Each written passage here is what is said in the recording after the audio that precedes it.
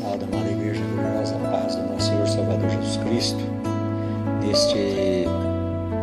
Nesses próximos dias estaremos falando sobre as bem-aventuranças, o caráter do cristão.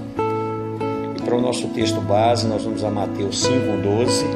Hoje nós começamos a estudar a primeira parte do Sermão do Monte, as bem-aventuranças, que demonstra o tipo de caráter que Cristo espera nos seus discípulos, no seu dia a dia, que é bem diferente das qualidades que o mundo exige hoje.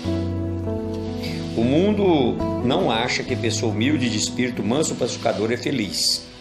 Nos termos do mundo, para ser feliz, a pessoa tem que procurar seus direitos, buscar a realização pessoal a todo custo.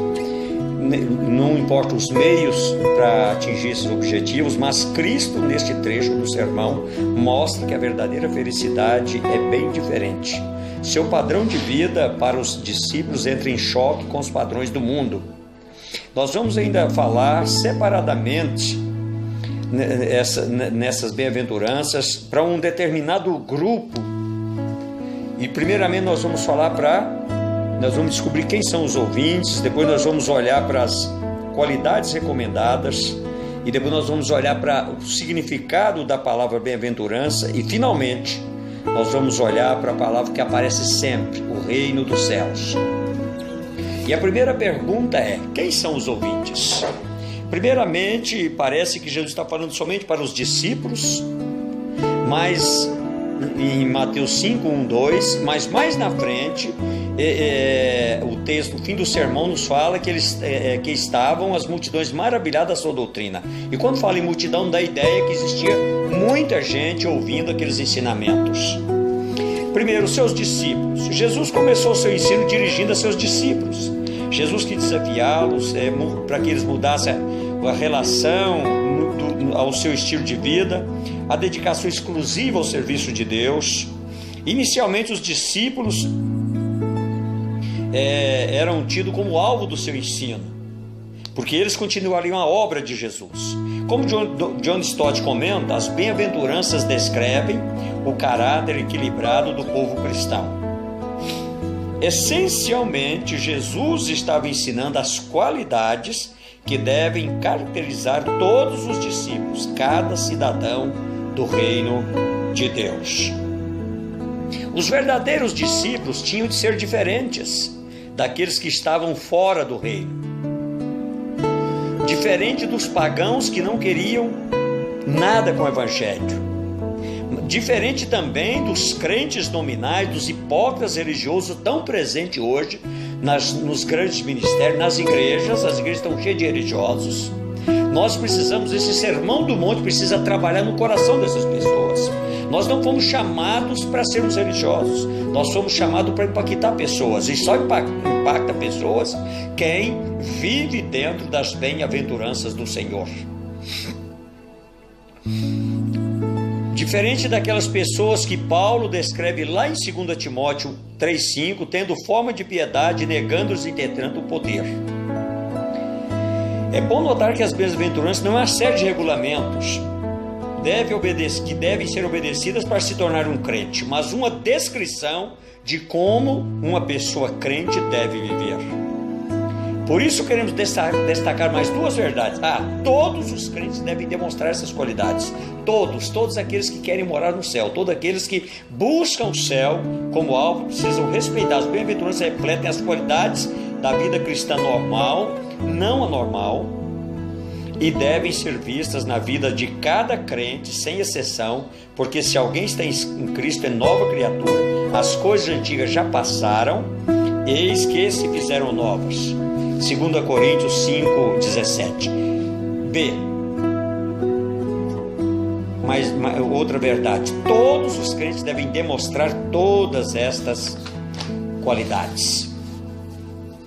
São antes 8 grupos que estão inseridos nas bem-aventuranças, e nós podemos descobrir que nem todo mundo que pertence a um determinado grupo, que esses grupos são pessoas mansas, misericordiosas, humildes de espírito, limpas de coração, choram e têm fome, são pacificadoras e perseguidas. Alguns crentes são extrovertidos, outros introvertidos. Alguns têm uma maneira diferenciada de enfrentar problemas, uns de forma positiva, outros negativa, mas ninguém sugere nas bem-aventuranças que isso faz parte de temperamento ou dons.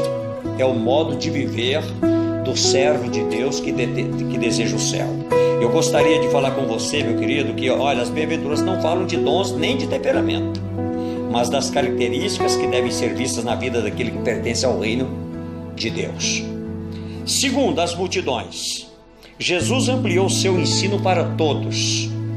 E hoje nós vemos isso latente na palavra. Quando nós estudamos o Sermão do Monte, nós precisamos verdadeiramente compreender que para essas bem-aventuranças estarem presentes, a pessoa precisa ter um encontro com Jesus, precisa conhecer Jesus, precisa viver Jesus, precisa caminhar com Jesus. Isso é viver dentro das bem-aventuranças, lá no início do Sermão do Monte. Quais as qualidades recomendadas? Uma segunda pergunta.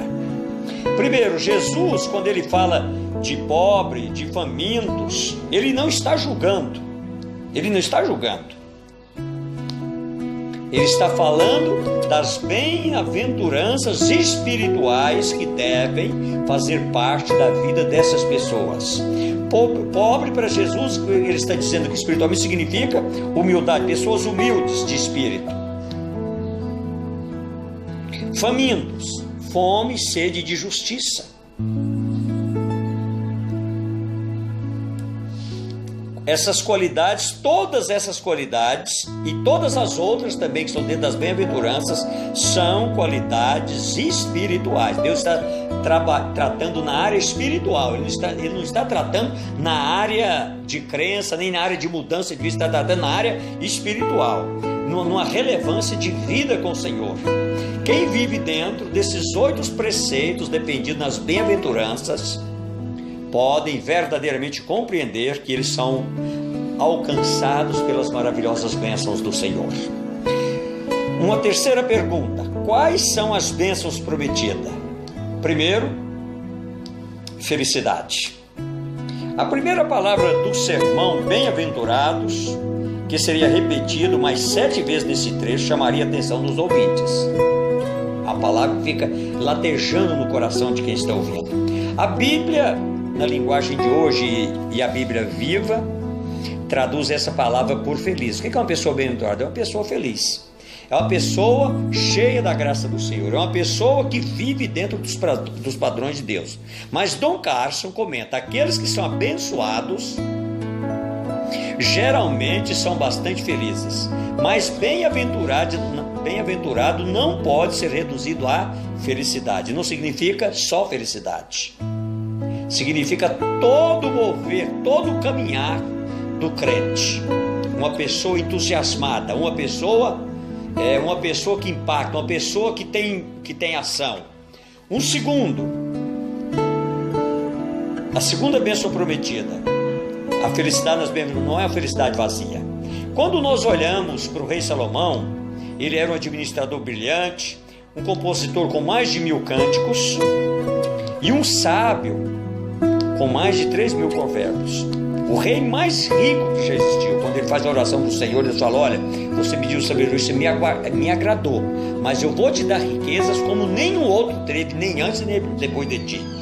E ele concede a Salomão 1.400 carros, 12.000 cavalos, e o rendimento anual de Salomão era 66 talentos de ouro anualmente, através de impostos e ouro que vinha de Ofir, ouro da mais pura qualidade.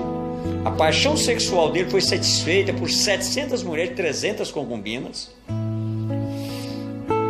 Mas ele mesmo vai definir que isto é uma felicidade vazia. Porque quando nós começamos a nos envolver com as coisas terrenas, com as bênçãos materiais, nós começamos a nos esquecer do Senhor. Por isso é que eu tenho aconselhado muito que as pessoas não se preocupem em estudar demais. O estudo mata a unção e a letra mata a unção da palavra. E eis que lá no fim de de Eclesiastes 2, 10, 11, ele reconhece: e eis que tudo era vaidade, tudo que ele tinha, e correr atrás do vento, e nenhum proveito havia debaixo do sol. Nós vamos continuar no próximo encontro, falando mais das bem-aventuranças, o próximo tópico, e que você esteja apto e pronto para ouvir e guardar e viver. É o que eu gostaria de te agradecer nesta tarde, em nome do Pai, do Filho e do Espírito Santo. Amém e amém.